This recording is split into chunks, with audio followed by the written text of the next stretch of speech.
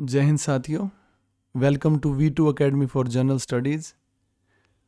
और हमने last video में कवर किया था हमारा पहला चैप्टर हिस्टोरिकल ओवरव्यू, और इस वीडियो में हम करेंगे उसका सेकंड पार्ट। लास्ट वीडियो में हमने कवर कर लिए थे जो एक्ट्स थे हमारे 1773 टू 1858, 1857 के रिवोल्ट तक के हमने सभी एक्ट कवर कर लिए थे। आज हम स्टार्ट करेंगे ब्रिटिश क्राउन इन इंडिया। ये सभी एक्ट पढ़ेंगे 1858 से 1947 तक जितने भी भारत में कानून आए ब्रिटिश इंडिया में, वो सभी आज हम कवर करने जा रहे हैं। तो क्राउन रूल हमने देखा था कि जो रूल था ब्रिटिश रूल इन इंडिया, उसको 2 पार्ट्स में हमने डिवाइड कर दिया था। एक 1773 टू 1858, ये ईस्ट इंडिया कंपनी द्वारा जो भी नियम कानून लेके आए गए, ब्रिटिशर्स डायरेक्ट इन्वॉल्व नहीं थे, वो इनडायरेक्टली इन्वॉल्व थे ब्रिटिश गवर्नमेंट। पर अब क्राउन ने रिस्पॉन्सिबिलिटी ली, क्योंकि 1857 के रिवोल्ट के बाद लोगों के अंदर डिसकंटेंट बहुत ज़्यादा था, आक्रोश था। तो ब्रिटिश क्राउन ने डायरेक्ट रिस्पॉन्सिबिलिटी ली और पहला कानून वो लेके आए कि act for the good government of India, act 1858, Bharat की अच्छी सरकार के लिए अधिनियम। नाम का अच्छी सरकार था, अच्छी सरकार थी नहीं। फिर 3 इंडियन काउंसिल्स एक्ट हम पढ़ेंगे। Indian councils act 1861, Indian councils act 1892 और इंडियन काउंसिल्स एक्ट 1909, भारतीय परिषद अधिनियम। 3 अधिनियम हम करेंगे कवर। फिर गवर्नमेंट ऑफ इंडिया एक्ट 1919 और गवर्नमेंट ऑफ इंडिया एक्ट 1935। जो गवर्नमेंट ऑफ इंडिया एक्ट 1935 है वो इम्पोर्टेंट इसलिए रहेगा क्योंकि हमारा आज का जो कॉन्स्टिट्यूशन है उसका मेजर पोर्शन हमने यहीं से लिया है। और फिर लास्ट हमारा एक्ट होगा इस सीरीज़ में इंडियन इंडिपेंडेंस एक्ट 1947, और देश आज़ाद हो जाएगा। तो आइए स्टार्ट करते हैं। Act for the good government of India. 1857 के रिवोल्ट के बाद जो डिसकंटेंट था लोगों के अंदर, तो एक बार तो उथल पुथल हो गई थी ब्रिटिशर्स के। उन्होंने देख लिया था कि किस तरह से रिवोल्ट हुआ है, हर कोई नाराज़ था उनके कामों से, और पीक पे था उनका जो शोषण, एक्सप्लॉयटेशन था। तो एक एक्ट लेके आया गया जिसका नाम act for the good government of India रखा गया, 1858 में लाया गया। पर इतना अच्छा कानून था नहीं ये जो इसका नाम गुड रखा गया था, गुड गवर्नमेंट के लिए इंडिया में। लॉर्ड कैनिंग, ये देखो यहाँ बैठे हैं लॉर्ड कैनिंग। मैंने पिक्चर्स इसलिए डाल दी है ताकि आपको पता चल जाए। जो एक बड़ा बदलाव किया गया कि भारत में जो मुखिया हुआ करते थे ब्रिटिशर्स के, उनका नाम गवर्नर जनरल ऑफ इंडिया नाम था। अब उस नाम को चेंज कर देंगे वॉइस रॉय के नाम से। वॉइस रॉय का मतलब कि जो क्वीन है उसके डायरेक्ट रिप्रेजेंटेटिव, जो ब्रिटिश गवर्नमेंट है उसके डायरेक्ट रिप्रेजेंटेटिव होंगे अब जो भी होंगे, और वो पहले व्यक्ति होंगे लॉर्ड कैनिंग। तो जो act for the good government of India 1858 था, तो लॉर्ड कैनिंग उस समय पे वॉइस रॉय थे, भारत के पहले वॉइस रॉय हम कह सकते हैं। क्यों लागू किया गया? ये रिजल्ट था रिवोल्ट ऑफ 1857 का, कि इनको सोचना पड़ा ब्रिटिशर्स को कि एक अच्छा कानून, मतलब नाम का ही सही, अच्छा कानून लेके आया जाए। इसने ईस्ट इंडिया कंपनी के रूल को समाप्त कर दिया भारत में, और सारी पावर ट्रांसफ़र कर दी गवर्नमेंट की, टेरिटरीज़ की, रिवेन्यू की, मतलब जितनी भी टेरिटरीज़ थी और रिवेन्यूज़, सारा जो क्षेत्र था और राजस्व था, उसकी सारी शक्तियाँ ब्रिटिश क्राउन को ट्रांसफ़र कर दी गई। मतलब ब्रिटिश क्राउन अब डायरेक्ट रूल करेगा, ये इस एक्ट में कहा गया। जो डेजिग्नेशन था गवर्नर जनरल ऑफ इंडिया का, उसको नया नाम दिया गया वॉइस रॉय ऑफ इंडिया। नाम इसलिए दिया गया कि ये अब क्वीन के डायरेक्ट रिप्रेजेंटेटिव है और अब इन पे ज़्यादा भरोसा किया जा सकता है। ये डायरेक्ट रिप्रेजेंटेटिव ब्रिटिश क्राउन के, इनकी वैल्यू को, अहमियत को लोगों की नज़रों में बढ़ाने के लिए इनका नाम गवर्नर जनरल ऑफ इंडिया से वॉइस रॉय ऑफ इंडिया किया गया। तो पिछले जितने भी कानून थे, हमने देखा कि जो चार्टर एक्ट 1833 था, उसमें चार्टर एक्ट 1833 उसमें गवर्नर जनरल ऑफ बंगाल को गवर्नर जनरल ऑफ इंडिया कहा गया। लॉर्ड विलियम बेंटिक पहले पर्सन थे। तो 1857 तक जो भी प्रमुख रहे भारत में ब्रिटिशर्स के, ईस्ट इंडिया कंपनी के हेड हम कह सकते हैं, उनका नाम गवर्नर जनरल ऑफ इंडिया था। पर इसके बाद जो भी हेड होंगे, जो भी रिप्रेजेंटेटिव होंगे, वो डायरेक्ट ब्रिटिश क्राउन को रिप्रेजेंट करेंगे और उनको हम वॉइस रॉय कहेंगे। तो इसके बाद आज़ादी तक जितने भी रहेंगे 1947 तक, तो उनको हम वॉइस रॉय का नाम देंगे, ये ध्यान रखना। तो पहले वॉइस रॉय, ये क्वेश्चन बना यहाँ पे कि भारत के पहले first voice Roy of India कौन थे, तो आपको नाम बताना है Lord Canning. Lord Canning Bharat के पहले वॉइस रॉय बने। अब इस एक्ट ने एक काम और किया, जो हमारा पिट्स इंडिया एक्ट था 1784 में जो लागू हुआ था, उसमें इंग्लैंड की जो पिक्चर आप देखोगे, जो मैंने आपको दिखाई थी एक डायग्राम, इंग्लैंड में बोर्ड ऑफ कंट्रोल हुआ करते थे और court of director. Court of directors जिसमें ईस्ट इंडिया कंपनी के रिप्रेजेंटेटिव हुआ करते थे, और बोर्ड ऑफ कंट्रोल जिसमें 6 मेंबर हुआ करते थे। तो दोनों को एबोलिश कर दिया। ये डबल गवर्नमेंट का सिस्टम है जो एबोलिश कर दिया किसने, गुड गवर्नमेंट ऑफ इंडिया जो एक्ट आया 1858, उसने इन डबल गवर्नमेंट के सिस्टम को एंड कर दिया। डबल गवर्नमेंट का सिस्टम सर कैसे, बोर्ड ऑफ कंट्रोल और कोर्ट ऑफ डायरेक्टर, इन दोनों को समाप्त कर दिया और एक नया ऑफिस बनाया गया। उस ऑफिस का नाम क्या रखा गया, secretary of state for India. England में बनाया ये। इंग्लैंड में कोर्ट ऑफ डायरेक्टर और बोर्ड ऑफ कंट्रोल दोनों को समाप्त करके एक नया ऑफिस बनाया गया जिसका नाम रखा secretary of state for India, और सेक्रेटरी को इसका चेयरमैन बनाया गया। देखेंगे उसको काउंसिल प्रोवाइड की गई, उसको पूरी अथॉरिटी दे दी गई और कंट्रोल दे दिया गया इंडियन एडमिनिस्ट्रेशन का। जो ये सेक्रेटरी ऑफ स्टेट हुआ करते थे, ये ब्रिटिश जो पार्लियामेंट है उसकी कैबिनेट के मेंबर हुआ करते थे। मतलब हम कह सकते हैं कैबिनेट मंत्री हुआ करते थे, कैबिनेट मिनिस्टर हुआ करते थे, और अपने कार्यों के लिए ये रिस्पॉन्सिबल हुआ करते थे ब्रिटिश पार्लियामेंट को, और किसी को जवाब दे नहीं थे, ब्रिटिश पार्लियामेंट को इनको जवाब देना पड़ता था। अब ये अकेले तो काम कर नहीं सकते थे, तो इनको 15 मेंबर्स प्रोवाइड किए गए कि आप ये 15 लोगों की सहायता से इस कार्य को पूरा करें। ये 15 लोग secretary of state for India, England में ही चल रहा है सारा, उसको असिस्ट करते थे। अब हम समझेंगे, इसके बाद एक डायग्राम आएगा उसमें और अच्छे से समझ लेंगे। तो जो secretary of state for India है उसको इस काउंसिल का चेयरमैन बना दिया गया। सेक्रेटरी ऑफ स्टेट कौन हुआ करते थे, ब्रिटिश जो पार्लियामेंट है उसमें जो कैबिनेट थे, कैबिनेट मिनिस्टर हुआ करते थे, कोई भी हो सकते थे, बदलते रहते थे। और ये सेक्रेटरी ऑफ स्टेट ये किसको रिस्पॉन्सिबल हुआ करते थे, ब्रिटिश पार्लियामेंट को। ये देखिए गवर्नमेंट ऑफ इंडिया एक्ट 1858, 1858 का कानून। क्या बदलाव किए गए भारत में, देख लो पहले भारत में क्या हुआ। भारत में एग्जीक्यूटिव काउंसिल, ये voice Roy, governor general of India का नाम बदल दिया गया वॉइस रॉय ऑफ इंडिया। पहला चेंज, बस पहला और आखिरी यही चेंज है भारत में। मतलब और एग्जीक्यूटिव काउंसिल में 4 मेंबर ऐसे ही बने रहेंगे, लेजिस्लेटिव काउंसिल में 6 मेंबर्स ऐसे ही बने रहेंगे, और जो बंगाल, बॉम्बे और मद्रास तीनों प्रेसिडेंसी में गवर्नर थे वो इसके सबऑर्डिनेट रहेंगे, और इसमें कुछ भी बदलाव नहीं किया गया, बस नाम बदल दिया गया। और यहाँ पे इंग्लैंड में क्या हुआ वो देख लो आप। ब्रिटेन में 2 ऑफिस हुआ करते थे, कौन कौन, court of director and board of control, उनको एबोलिश करके, उनको समाप्त करके एक नया ऑफिस बनाया गया, एक नया पद बनाया गया secretary of state for India. ये कौन थे, ये ब्रिटिश जो पार्लियामेंट थी उसमें कैबिनेट मिनिस्टर हुआ करते थे, बदलते रहते थे समय समय पे। इनको पूरी ऑटोनॉमी दी गई थी, और ये किसको रिस्पॉन्सिबल थे, ब्रिटिश पार्लियामेंट को, क्राउन को। इनको 15 मेंबर्स की एक काउंसिल दे दी गई, एक एडवाइजरी बॉडी दे दी गई कि इनकी मदद से आप काम कीजिए।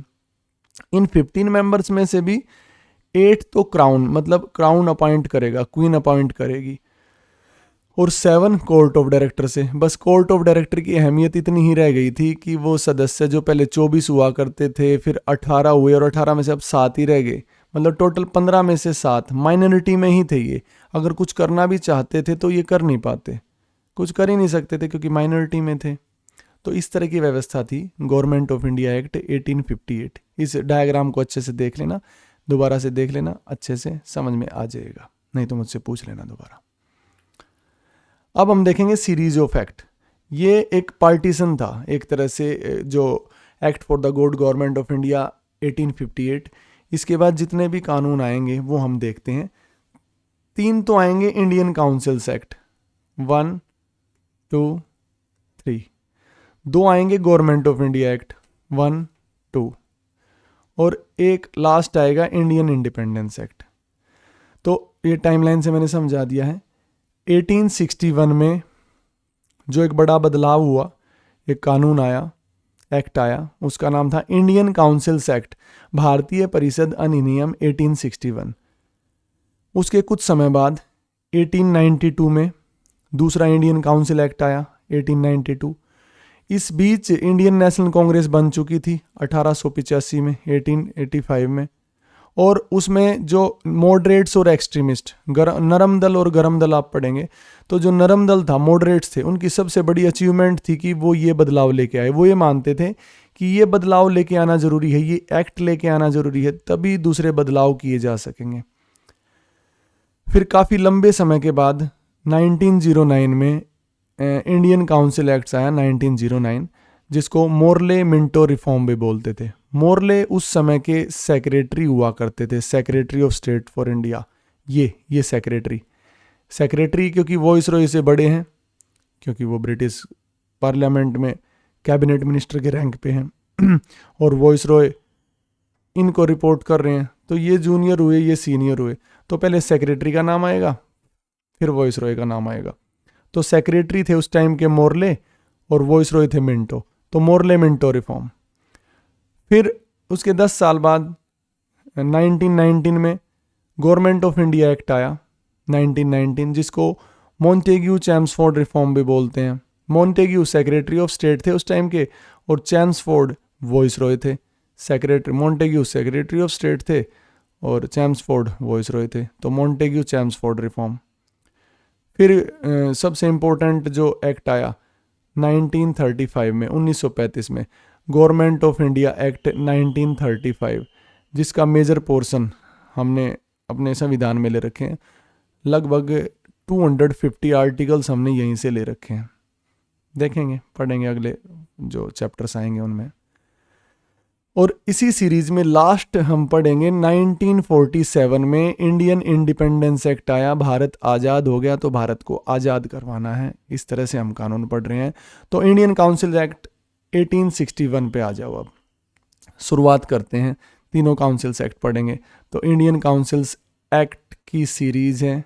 ब्रिटिशर्स लेके आते थे, हमसे पूछते नहीं थे कुछ भी, अपने हिसाब से ही चलते थे। तो लॉर्ड कैनिंग ही थे उस टाइम पे, और ये क्या थे, वॉइस रॉय। 1858 के बाद जितने भी आएंगे वो सारे होंगे वॉइस रॉय। तो लॉर्ड कैनिंग उस समय पे वॉइस रॉय थे। और इसमें क्या किया गया, इसमें रिप्रेजेंटेटिव इंस्टीट्यूशंस की शुरुआत की गई, मतलब प्रतिनिधि संस्थाओं की शुरुआत की गई। अगर पूछ ले आपसे कि कौन से एक्ट के तहत रिप्रेजेंटेटिव इंस्टीट्यूट्स की शुरुआत की गई, क्वेश्चन आएगा सीधा कि प्रतिनिधि संस्थाएं कौन से एक्ट के थ्रू स्टार्ट की गई थी भारत में ब्रिटिश जो है कार्यकाल के दौरान, तो आपको बताना है इंडियन काउंसिल्स एक्ट 1861। और इंडियंस को लॉ मेकिंग प्रोसेस में इन्होंने इन्वॉल्व करना स्टार्ट कर दिया। वॉइस रॉय थे उस टाइम पे लॉर्ड कैनिंग। इन्होंने ना 3 भारतीयों को अपनी लेजिस्लेटिव काउंसिल में, एक तो होती थी एग्जीक्यूटिव काउंसिल, दूसरी थी लेजिस्लेटिव काउंसिल, तो 3 इंडियंस को अपनी लेजिस्लेटिव काउंसिल में, मतलब विधान परिषद में शामिल किया। वो 3 लोग कौन थे, राजा ऑफ बनारस, महाराज ऑफ पटियाला और सर दिनकर रॉय। तो ये क्वेश्चन आते हैं। तो पहली बार इंडियन रिप्रेजेंटेशन जो है कब मिली लेजिस्लेटिव काउंसिल में, कानून बनाने में, लॉ मेकिंग प्रोसेस में, इंडियन काउंसिल्स एक्ट 1861 के तहत 3 भारतीय शामिल किए गए थे। अब क्या हुआ था, जो सेंट्रलाइजेशन का प्रोसेस शुरू कर दिया था ब्रिटिशर्स ने, और 1857 की क्रांति के बाद आक्रोश ज़्यादा था, तो धीरे धीरे पावर्स वापस देनी कर दी इन्होंने स्टार्ट। तो ये प्रोसेस ऑफ डिसेंट्रलाइजेशन यहाँ से स्टार्ट किया और लास्ट में देखोगे पूरी तरह से डिसेंट्रलाइज कर देंगे हम, लास्ट तक कानूनों तक जब पहुंचेंगे। बॉम्बे और मद्रास प्रेसिडेंसी की लेजिस्लेटिव पावर्स वापस उनको दे दी गई कि आप भी कानून बना सकते हैं। इसी एक्ट के तहत पोर्टफोलियो सिस्टम, जो मंत्री देखते हो आपकी, ये मंत्री है, ये इसका मंत्रालय है, ये इसका मंत्रालय है, अलग अलग मंत्रालय दिए जाते हैं, पोर्टफोलियो सिस्टम, वो इंडियन काउंसिल्स एक्ट 1861 में ही स्टार्ट कर दिया गया था। डिसेंट्रलाइजेशन का प्रोसेस यहाँ से स्टार्ट कर दिया गया था। और ऑर्डिनेंस मेकिंग पावर, अध्यादेश पास करना, अध्यादेश निकालना, जब सत्र में नहीं होता, सदन हाउसेज जब जो है सेशन में नहीं होते, तो उस टाइम पे ऑर्डिनेंस निकाल सकते हैं प्रेसिडेंट, तो वो पावर यहाँ पे दी गई किसको, वॉइस रॉय को। तो ये कानून हमने ये नियम इनके समझे हैं। वॉइस रॉय की एग्जीक्यूटिव काउंसिल में 4 ही सदस्य हुआ करते थे। एग्जीक्यूटिव काउंसिल में, कार्यकारी परिषद में एक 5वां मेंबर और ऐड कर दिया गया। पोर्टफोलियो सिस्टम इंट्रोड्यूस कर दिया गया लॉर्ड कैनिंग के इस एक्ट में, है ना, जिससे एक कैबिनेट गवर्नमेंट की शुरुआत हुई भारत में। वॉइस रॉय को ऑर्डिनेंस इशू करने की पावर दे दी गई। उसका स्पेन 6 मंथ था, 6 महीने तक वो फोर्स में रह सकता था, फिर उसको पास करना होता था। पर ऑर्डिनेंस मेकिंग पावर, अध्यादेश जारी करने की शक्ति इंडियन काउंसिल्स एक्ट 1861 से दी गई थी। अब देखो डायग्राम की हेल्प से, ये है इंडियन काउंसिल्स एक्ट 1861, 1861 का भारतीय परिषद कानून जो नियम है वो क्या था। इंडिया में क्या किया गया, देखो पहले भारत में देख लो इसके तहत क्या किया गया। ये वॉइस रॉय तो नाम चेंज पहले ही कर दिया गया था, गवर्नर जनरल ऑफ इंडिया का नाम वॉइस रॉय कर दिया गया। अब ये सबऑर्डिनेट थे जो बंगाल, बॉम्बे और मद्रास, इनकी लेजिस्लेटिव पावर्स रिस्टोर कर दी गई। अब ये भी कानून बना सकते थे। एग्जीक्यूटिव काउंसिल जिसमें 4 मेंबर हुआ करते थे, अब उसमें 5 मेंबर हो गए। लेजिस्लेटिव काउंसिल जिसमें 6 मेंबर हुआ करते थे, अब उसमें 12 मेंबर कर दिए, थोड़ी सी एक्सपेंड कर दी, वो 6 से 12 कर दिए। ब्रिटेन में बिल्कुल सेम है सिस्टम, जो गवर्नमेंट ऑफ इंडिया एक्ट 1858 में था वही सेम सिस्टम है, तो ज़्यादा देखने की जरूरत ही नहीं। चलो थोड़ा पढ़ो, आगे बढ़ो। अगला इंडियन काउंसिल्स एक्ट है, Indian councils act 1892, Lord Lansdowne उस टाइम वॉइस रहे थे। इंडियन काउंसिल्स एक्ट 1892, ये डायग्राम मैंने इसलिए डाल रखे हैं ताकि आपको इन वॉइस रॉय के नाम भी याद हो जाए, इससे भी क्वेश्चंस आते हैं, थोड़ा सा क्रोनोलॉजी में सेट हो जाए आपके माइंड में कि उस टाइम पे ये वॉइस रॉय थे। सारे गवर्नर जनरल और सभी वॉइस रॉय हम हिस्ट्री में कवर करेंगे दोबारा से अच्छे से। इंडियन काउंसिल्स एक्ट 1892, भारतीय परिषद अधिनियम 1892, लॉर्ड लैंसडाउन। उस टाइम पे क्या था, इंडियन नेशनल कांग्रेस बन चुकी थी 1885 में। इंडियन नेशनल कांग्रेस का मेन काम यही था कि किस तरह से हम जो है अपना धीरे धीरे भारत अपना रूल लेके आए, भारत के लोग एकदम से तो नहीं पर धीरे धीरे उनको इंडिपेंडेंस की तरफ लेके जाना था देश को। तो उन्होंने ये सोचा कि ये जो है ना, ये काउंसिल के जो रिफॉर्म्स हैं, ये सभी चीज़ों की जड़ है सभी रिफॉर्म्स की, तो पहले ये लेके आओ। तो मॉडरेट्स की, नरम दल की सबसे बड़ी अचीवमेंट यही थी इंडियन काउंसिल्स एक्ट 1892। क्या किया गया, इन्होंने कहा कि जो सेंट्रल लेजिस्लेटिव काउंसिल है ना, लेजिस्लेटिव काउंसिल जिसमें 12 सदस्य थे, ये 12 सदस्य, भाई इसको एक्सपेंड करो। तो करवा दिए इन्होंने जोर लगा के, 12 से 16 करवा दिए। थोड़ा सा एक्सपेंशन किया, थोड़ी सी इनकी पावर बढ़ा दी। और जो इलेक्शन का प्रिंसिपल है, हालांकि इलेक्शन वर्ड का यूज नहीं किया गया या अब तक इंडियन काउंसिल एक्ट 1892 तक कभी भी इलेक्शन का वर्ड का यूज नहीं किया गया था, पर जो प्रिंसिपल ऑफ इलेक्शन है, भाई इलेक्शन जैसा सिस्टम जो है वो यहाँ पे देखने को मिला। पदों का जो निर्वाचन हुआ तो उसमें इलेक्शन देखने को मिला, इलेक्शन वर्ड यूज नहीं हुआ। तो ध्यान देना, इलेक्शन वर्ड यूज नहीं हुआ पर इलेक्शन जैसी व्यवस्था देखने को मिली, वोटिंग्स वगैरह देखने को मिली और पदों पे नियुक्त किया गया।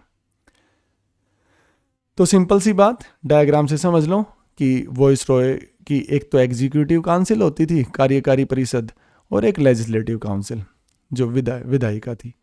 तो इसमें मेंबर 6 कर दिए गए और इसमें मेंबर 16 कर दिए गए। 5 से 6 कर दिए गए, ये 12 से 16 कर दिए गए, 12 to 16। बस खत्म कहानी, पियो पानी। अगले काउंसिल एक्ट पे आ जाओ। Indian councils act 1909। बोर नहीं होना, बढ़ते रहना है, आगे चलते रहना है, पढ़ना ही हमारा उद्देश्य है। थोड़ा पढ़ेंगे, आगे बढ़ेंगे और सारी चीज़ों को करके हमें चाहिए सिलेक्शन, हमें पीएचडी नहीं करनी इसमें। तो देखो आप क्रोनोलॉजी की हेल्प से। तो इंडियन काउंसिल एक्ट, तीसरा इंडियन काउंसिल एक्ट है, एक तो 1861 में, दूसरा 1892 में, अब तीसरा 1909 में। इसमें इसका नाम मोर्ले मिंटो रिफॉर्म भी है। क्यों है सर मोर्ले मिंटो रिफॉर्म? क्योंकि उस समय जो इंग्लैंड में secretary of state for India हुआ करते थे उनका नाम मोर्ले था, लॉर्ड मोर्ले। और इंडिया में जो वॉइस रॉय थे वो उनका नाम था लॉर्ड मिंटो। तो मोर्ले मिंटो रिफॉर्म याद रखना है आपको। यहाँ से कॉमनल इलेक्टोरेट की शुरुआत होगी।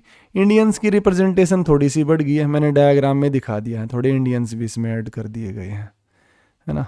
ये मोर्ले मिंटो रिफॉर्म 1909। तो सेक्रेटरी ऑफ स्टेट कौन थे उस टाइम पे? Lord Minto, Lord Morley sorry. और वॉइस रॉय कौन थे? Lord Minto. तो मोर्ले मिंटो रिफॉर्म।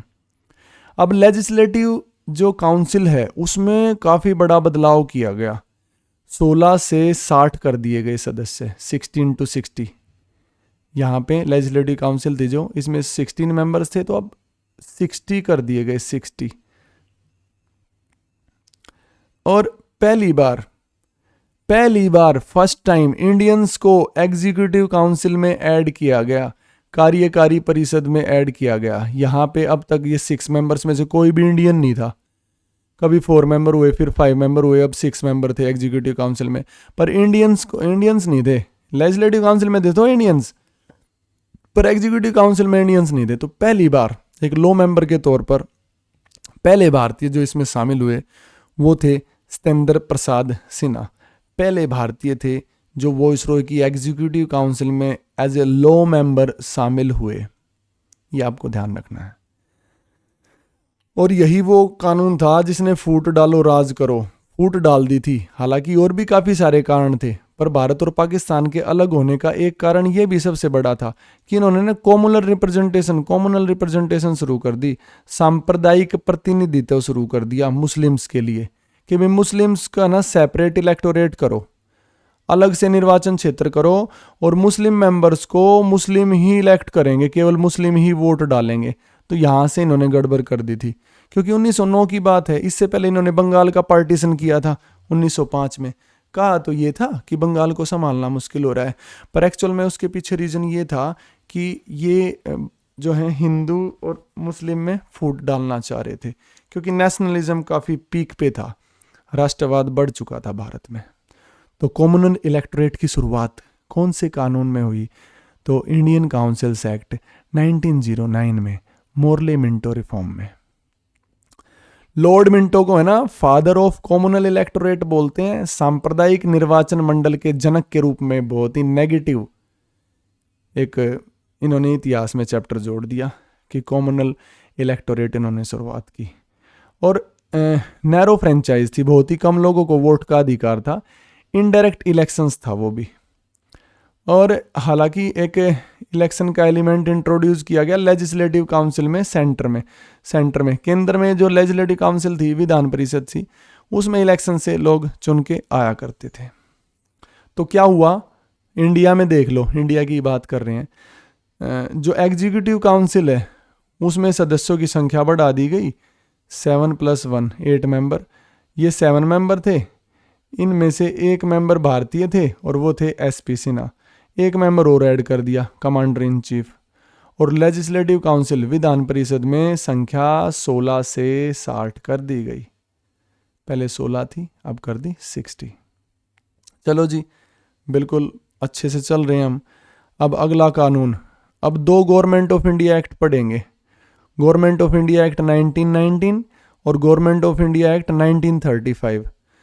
तो उस समय secretary of state for India जो इंग्लैंड में, ब्रिटेन में थे, वो थे मॉन्टेग्यू, कैबिनेट मिनिस्टर थे उस समय के 1919 में।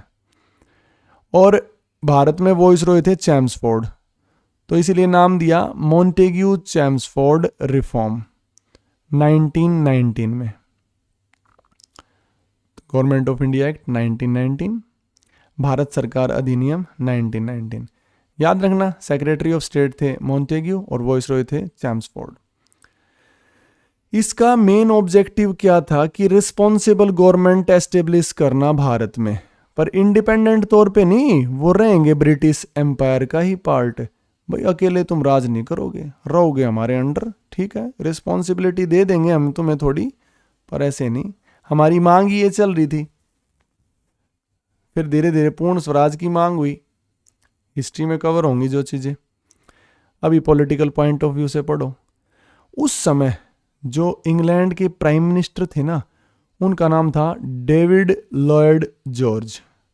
ये क्वेश्चन आ सकता है कि मॉन्टेग्यू चैम्सफोर्ड आया है, तो इसलिए मैंने इसमें ऐड कर दिया है।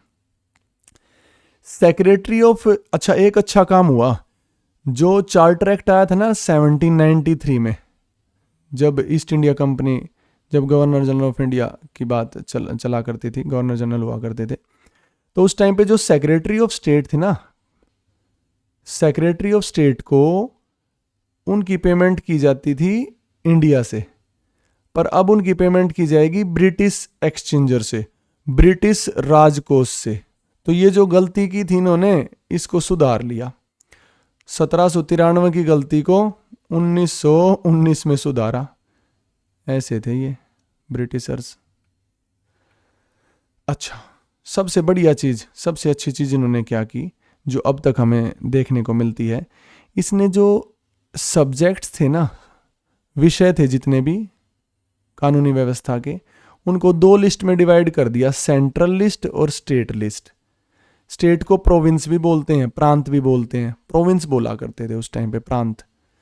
जैसे कि अब आप 7th शेड्यूल में देखते हो ना, union list, state list, concurrent list, तो इन्होंने इस तरह से दो लिस्ट बना दी थी। सेंट्रल लिस्ट जिसपे जो है सेंटर काम करेगा, सेंटर की चलेगी, केंद्र की चलेगी, वॉइसरॉय की चलेगी, और स्टेट और प्रोविंशियल लिस्ट जिसमें ये जो प्रोविंसेस थे, जैसे बंगाल, मद्रास, बॉम्बे, तो ये भी नियम कानून बना सकते थे उन विषयों पर। और जो प्रोविंशियल लिस्ट थी उसको भी फर्दर डिवाइड कर दिया गया, रिजर्व्ड और ट्रांसफर्ड। रिजर्व्ड मतलब जो गवर्नर थे वो अपने पास रखते थे, अपनी एग्जीक्यूटिव काउंसिल के साथ उस पर डिसीजन लेते थे। और ट्रांसफर्ड मतलब जो लेजिस्लेटिव मेंबर्स हुआ करते थे, मंत्री वगैरह हुआ करते थे, उनको दे दिए जाते थे। जो लेस इंपॉर्टेंट सब्जेक्ट्स थे वो उनको ट्रांसफ़र कर दिए गए थे। और सेंटर में बाई कैमरल लेजिस्लेचर लेके आए, जो आप देख रहे हो ना आज के समय पे, लोकसभा और राज्यसभा। ये 1919 में ही शुरुआत हो गई थी। दो हाउस बने, एक को नाम था काउंसिल ऑफ स्टेट्स, जो आप आज के राज्यसभा के नाम से जानते हो, और अपर हाउस के नाम से जानते हो, मतलब राज्य परिषद या उच्च सदन। इसमें 60 मेंबर्स इन्होंने जो है निर्धारित किए।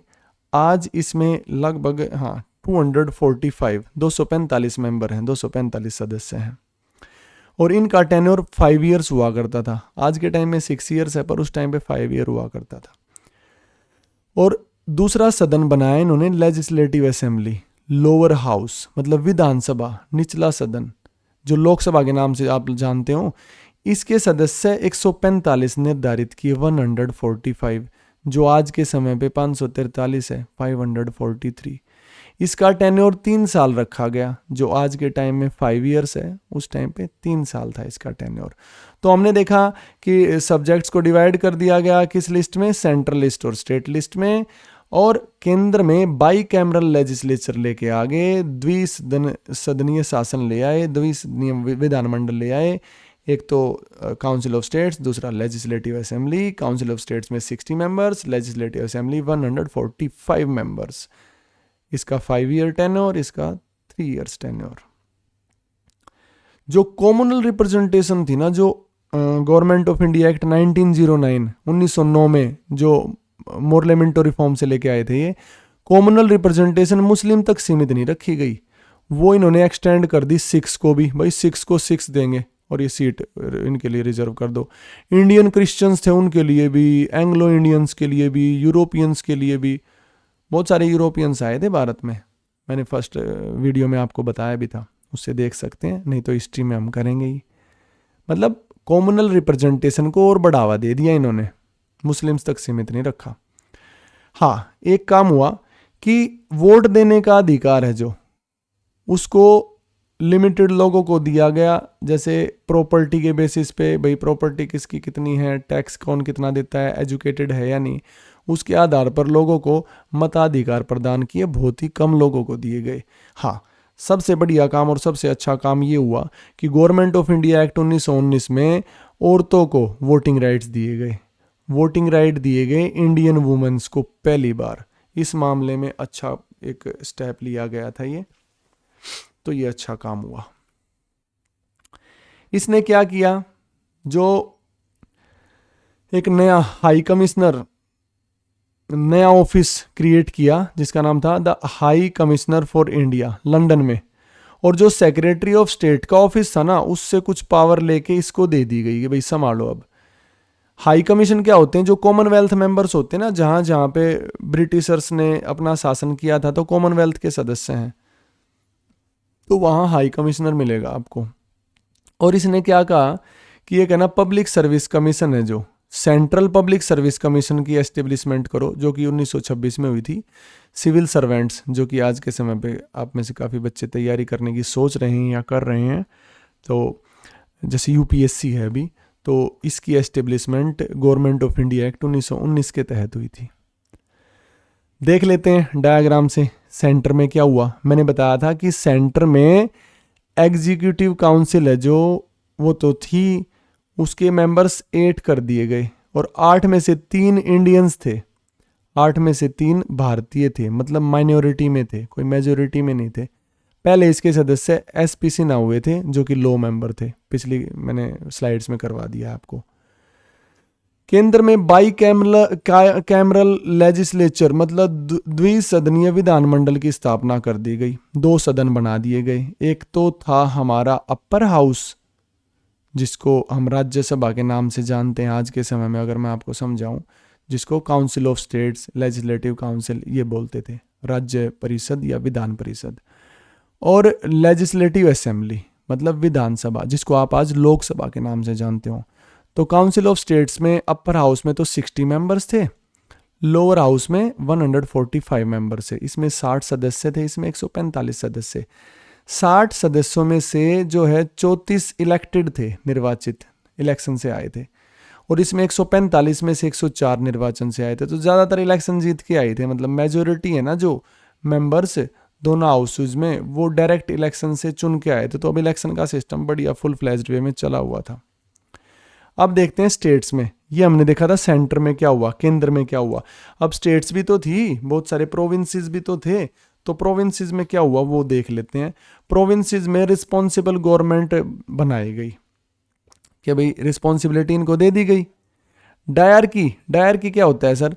डायरकी मतलब एक तरह से 2 शासन, एक तो रिजर्व सब्जेक्ट्स और दूसरे ट्रांसफर्ड सब्जेक्ट्स। रिजर्व सब्जेक्ट थे, इंपॉर्टेंट सब्जेक्ट थे, तो वहाँ जो उस प्रांत में, उस प्रोविंस में जो गवर्नर हुआ करता था ना, अपनी एग्जीक्यूटिव काउंसिल के साथ उनको संभाला करता था इंपॉर्टेंट मुद्दों को। और जो लेस इंपॉर्टेंट थे, जो भड़क वाले थे ना, जो टेंशन वाले थे, उसको ट्रांसफ़र कर देते थे। ये किसको ट्रांसफ़र कर देते थे? भाई जो मिनिस्टर्स हैं ना, जो इलेक्शन से जो जीत के आए हैं अपना, वो संभालो और करो काम अपना। तो डबल रूल जो है डायरकी, वो रिजर्व सब्जेक्ट्स और ट्रांसफर्ड सब्जेक्ट्स। प्रोविंसेस में डायरकी लेके आए, ये प्रोविंसेस में हुआ था ऐसा। इसी तरह से हमारा गवर्नमेंट ऑफ इंडिया एक्ट 1919 यहाँ पे पूरा कर लिया हमने, मॉन्टेग्यू चैम्सफोर्ड रिफॉर्म। अब last government of India act है दूसरा, मतलब 1935 का government of India act, government of India act 1935। उस समय पे हम अगर बात करें तो वॉइसरॉय हुआ करते थे लॉर्ड विलिंगडन, भारतीय सरकार अधिनियम, और उस समय पे वॉइसरॉय थे लॉर्ड विलिंगडन। ये काफ़ी लेंथी था गवर्नमेंट ऑफ इंडिया एक्ट 1935, पूरा डिटेल्ड डॉक्यूमेंट था, पूरा विस्तृत दस्तावेज था, जिसमें 321 सेक्शंस थे और 10 शेड्यूल्स थे, मतलब 321 धाराएं और 10 अनुसूचियां थी। आज के समय पे हमारे संविधान में 12 अनुसूचियां हैं, काफ़ी सारे 395 करीब आर्टिकल्स थे। तो उस समय इसमें से ही लिया है हमने ज़्यादातर। हमारे संविधान का आज भी जो है लगभग 250 जो धाराएं हैं, सेक्शंस है, आर्टिकल्स लगभग यहीं से लिए हैं हमने। इसने कहा था कि एक है ना ऑल इंडिया फेडरेशन बनाओ, मतलब जो प्रोविंस थे लगभग 11 के करीब प्रोविंस थे, ब्रिटिश प्रोविंस और प्रिंसली स्टेट्स थे, राज्य रजवाड़े, इनको मिलाओ भाई, इकट्ठे लेके आओ, आओ मजबूती दें देश को। अपने स्वार्थ में करना चाह रहे थे, कुछ नहीं कर पाए, नहीं आए। प्रिंसली स्टेट्स क्यों आएंगे, वो तो राजा थे, उनकी तो मौज हो रही थी, वो क्यों आएंगे, तो ये एग्जिस्टेंस में कभी आई ही नहीं। इसने क्या किया इस एक्ट ने, जो सेंटर और स्टेट मतलब सेंटर और प्रोविंसेस के बीच में 3 लिस्ट बना दी। 2 लिस्ट थी पहले तो, अब 3 लिस्ट बन गई जो आज भी एग्जिस्ट करती हैं 7th शेड्यूल में। तो 3 लिस्ट कौन सी थी सर, एक तो फेडरल लिस्ट मतलब संघीय सूची, एक प्रोविंशियल लिस्ट मतलब प्रांतीय सूची, एक कॉन्करेंट लिस्ट मतलब समवर्ती सूची, जिन पे दोनों कानून बना सकते हैं। फेडरल लिस्ट में वो आइटम्स होते हैं जिन पे बस केंद्र सरकार ही कानून बना सकती है। प्रोविंशियल लिस्ट में वो सब्जेक्ट जो कि 54 थे उस टाइम पे, कि प्रोविंसेस अपने हिसाब से जो है डिसीजन ले सकते हैं, और जिस पे दोनों बना सकते हैं वो कंकरेंट लिस्ट, समवर्ती सूची। तो 36 आइटम थे उसमें। इसके अलावा अगर कुछ रह गया हो तो वो रेजिडुरी पावर्स जो है ना, वो मतलब कोई ऐसा मुद्दा भाई इसमें इंक्लूड ना किया गया हो, तो अब तो वो केंद्र के अंदर आता है, अब देखे जाए तो। पर उस टाइम पे रेजिडुरी पावर्स थी वॉइस रॉय के पास। तो ये आपको ध्यान रखना है कि गवर्नमेंट ऑफ इंडिया एक्ट 1935 में अगर रेजिडुरी पावर्स हैं, जो अवशिष्ट शक्तियां थी, वो किसके पास चली जाती थी, वॉइस रॉय के पास चली जाती थी। फेडरेशन कभी भी एग्जिस्टेंस में नहीं आया क्योंकि प्रिंसली स्टेट्स ने ज्वाइन ही नहीं किया। ये जो इनका आइडिया था ना फेडरेशन का, ये एग्जिस्टेंस में आया ही नहीं। इन्होंने डायरकी खत्म कर दी प्रोविंसेस में, ये जो रिजर्व्ड और ट्रांसफर्ड सब्जेक्ट है खत्म करो, और प्रोविंशियल ऑटोनॉमी दे दी भाई, करो पूरा एंटायरली रिस्पॉन्सिबल गवर्नमेंट। इन्होंने कोशिश की पूर्णतः उत्तरदायी सरकार एस्टेब्लिश करने की प्रोविंसेस में, राज्यों में। और डायरकी लिया है सेंटर में। ये जो रिजर्व्ड और ट्रांसफर्ड सब्जेक्ट है ना, 1919 में एक्ट में तो थे ये प्रोविंसेस में ट्रांसफर्ड और रिजर्व्ड सब्जेक्ट्स, अब ये लिया है सेंटर में डायरकी। अच्छा, इन्होंने ना राज्यों में क्या कर दिया, बाई कैमरल लेजिस्लेचर। उस टाइम पे ना लगभग 11 प्रोविंस थे, 11 में से 6 में ले आए ये दो, एक तरह से जो सदन, 2 सदन बना दिए। जैसे आज भी लगभग 6 राज्य हैं जहाँ पे 2 सदन हैं। जैसे आप देखोगे ना, महाराष्ट्र, आंध्र प्रदेश, कर्नाटका, हमारा बिहार, उत्तर प्रदेश, यहाँ पे 2 सदन हैं। तो उस समय 11 में से 6 सदन थे जिनमें ये जो है 2 सदन ले आए। 11 में से 6 प्रांत थे जिनमें 2 सदन लेके आए, मतलब विधानसभा और विधान परिषद। आप देखते होगे कौन से थे वो, बंगाल, बॉम्बे, मद्रास, बिहार, असम और यूनाइटेड प्रोविंस। जो कॉमनल इलेक्टोरेट था ना, ये जो गवर्नमेंट ऑफ इंडिया एक्ट आया था 1935, इसमें 3 राउंड टेबल कॉन्फ्रेंस हुई थी, राउंड टेबल कॉन्फ्रेंस। और उसमें डिप्रेस्ड क्लासेस का भी काफ़ी मुद्दा उठा था, जो दलित वर्ग थे जिनको लीड कर रहे थे डॉक्टर भीमराव अंबेडकर। तो उनके लिए भी इन्होंने अलग से इलेक्टोरेट कर लिया था, और इससे नाराज होकर गांधी जी ने जो है ना आमरण अनशन कर लिया था येरेवड़ा जेल में, पूना। फिर इनकी सहमति हुई थी कि आप अलग मत जाओ, आप इसी में ही रहो, और आपको अलग से हम रिजर्व सीट दे देंगे। और जो है फिर मान गए थे BR अम्बेडकर, और फिर इनको रिजर्वेशन मिली थी। जो फ्रेंचाइज थी, वोट देने का अधिकार, वो 10% पॉपुलेशन के पास ही था, ज़्यादा के पास नहीं था। ज़्यादा पॉपुलेशन पढ़ी लिखी भी नहीं थी, इतनी अमीर भी नहीं थी। वोटिंग राइट्स बहुत कम लोगों को इन्होंने दे रखे थे, 10%। प्रॉपर्टी के आधार पर, टैक्स के आधार पर, एजुकेशन के आधार पर। हाँ, महिलाओं को वोटिंग का अधिकार इन्होंने दे दिया था 1919 में, ये बात ध्यान रखना। रिजर्व बैंक बनाया गया कि भाई एक रिजर्व बैंक ऑफ इंडिया बनाओ जो करेंसी और क्रेडिट को देखेगा देश की। और कहा कि एक ना फेडरल पर पब्लिक सर्विस कमीशन नहीं, जैसे UPSC, अब एक ना स्टेट्स का भी बनाओ, स्टेट्स में भी पब्लिक सर्विस कमीशन लेके आओ प्रोविंसेस में। और हो सकता है कि भाई दो राज्य एक ज्वाइंट पब्लिक सर्विस कमीशन, तो ये कंसेप्ट लेके आए कि ज्वाइंट पब्लिक सर्विस कमीशन और प्रोविंशियल पब्लिक सर्विस कमीशन को भी एस्टेब्लिश करो। एक फेडरल कोर्ट बनाया, फेडरल कोर्ट, ये हालांकि सुप्रीम कोर्ट नहीं था, एक केंद्र का एक कोर्ट बनाया 1937 में, न्यायालय, और ये देखता था इंटर स्टेट डिस्प्यूट, दो राज्यों के बीच में जो भी विवाद है उनको देखता था, और कॉन्स्टिट्यूशन को ये इंटरप्रेट कर सकता था, व्याख्या कर सकता था उसकी। पर इसको सुप्रीम कोर्ट नहीं कहेंगे, ये सुप्रीम कोर्ट नहीं था, ये बात ध्यान रखना। गवर्नमेंट ऑफ इंडिया एक्ट 1935 में जो सेंट्रल लेजिस्लेटिव असेंबली थी उसमें जो है 60 मेंबर्स रखे गए, कोई ऐसा बदलाव नहीं।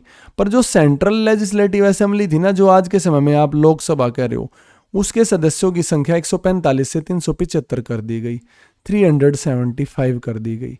बर्मा जो भारत का हिस्सा था उसको भारत से अलग कर दिया गया, म्यांमार को। और ये जो है गवर्नमेंट ऑफ इंडिया एक्ट 1935 जब तक देश आज़ाद हुआ तब तक ये हमारे देश में लागू रहा। ये ऑल इंडिया फेडरेशन की बात है कि प्रोविंसेस और प्रिंसली स्टेट्स ये कभी भी एग्जिस्टेंस में ही नहीं आया। एक होता है डोमिनियन स्टेटस। डोमिनियन स्टेटस, भाई तुम जो है कार्य करोगे रिस्पॉन्सिबल गवर्नमेंट के साथ पर हमारे अंडर ही रहोगे, हमारा मेन जो है तुम्हारे ऊपर शासन रहेगा। तो साइमन कमीशन में उन्होंने प्रॉमिस किया था पर दिया नहीं हमें, हम चिल्लाते रह गए और बहुत सारे आंदोलन किए हमने, हिस्ट्री में हम पढ़ेंगे अच्छे से। और इसी बीच अब लास्ट हमारा इंडियन इंडिपेंडेंस एक्ट 1947 हम पढ़ेंगे।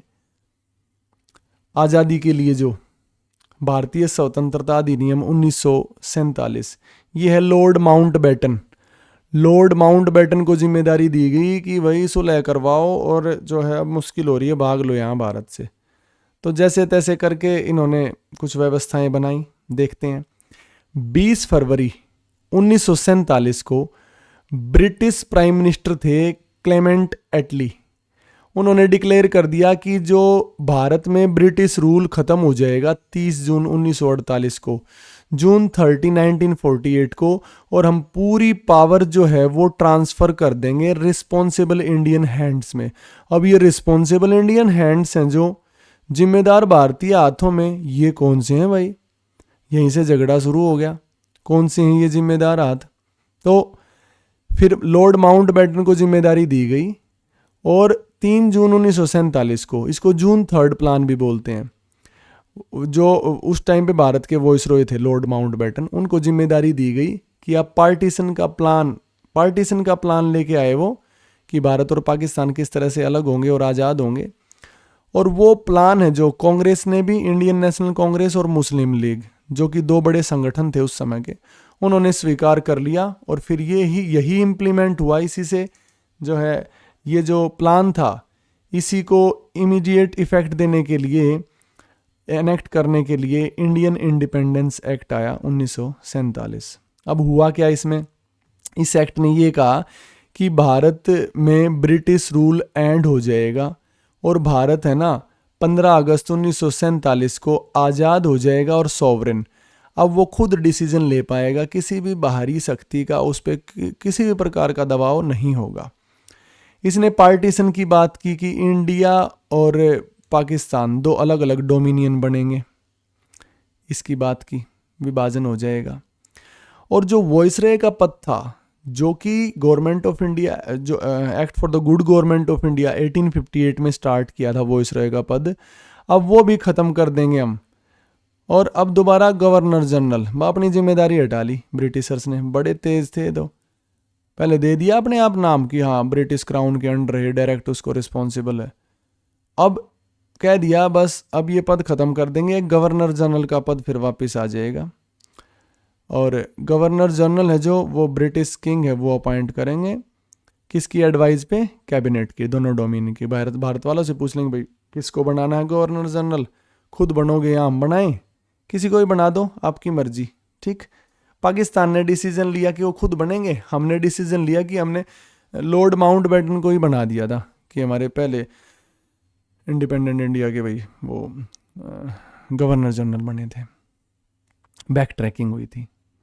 इसने कॉन्स्टिट्यूएंट असेंबली को पावर दे दी दोनों डोमिनियंस की कि आप ना अपने आप अपना संविधान बनाओ, कोई भी कानून लागू करो। हमने जो कानून लागू कर रखे हैं ब्रिटिश पार्लियामेंट ने, उनको आप रिपील भी कर सकते हो, निरस्त भी कर सकते हो, हटा भी सकते हो।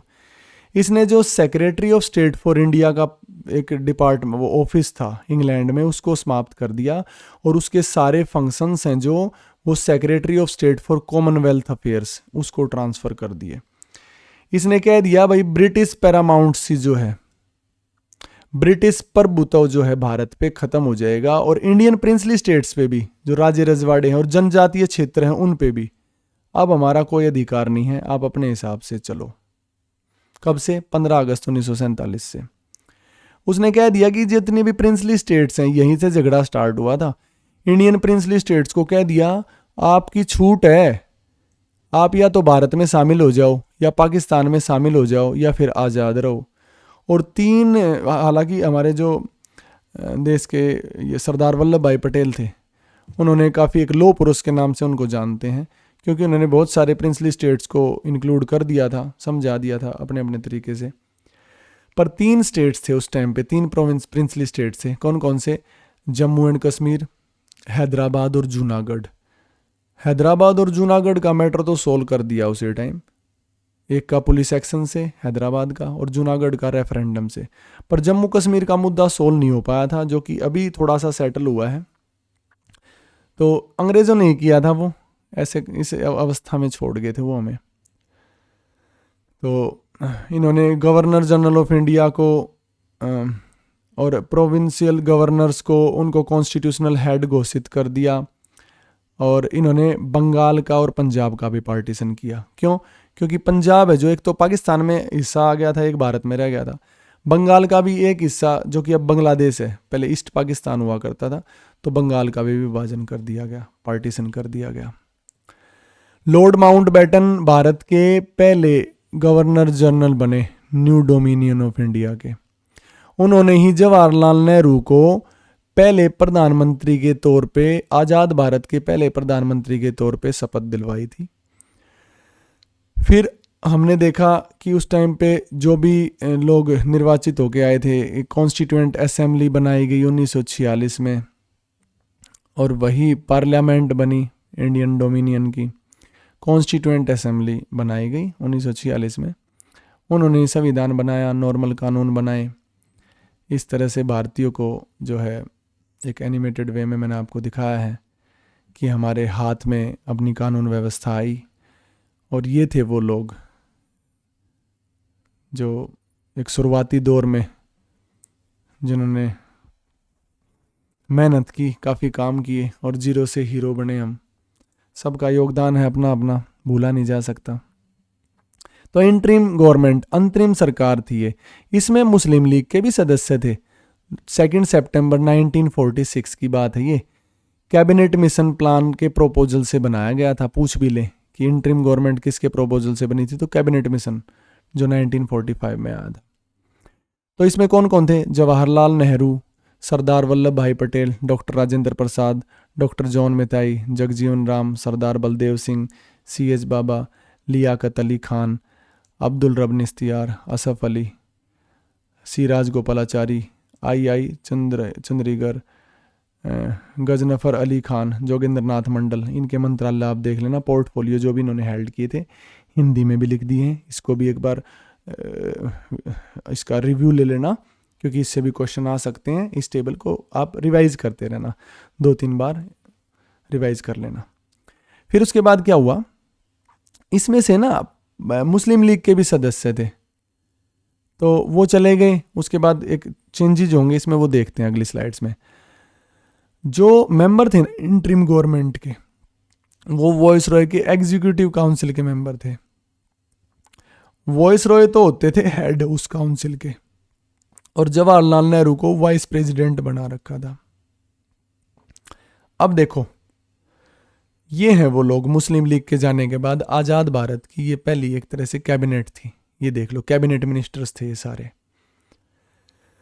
जो रियल थे।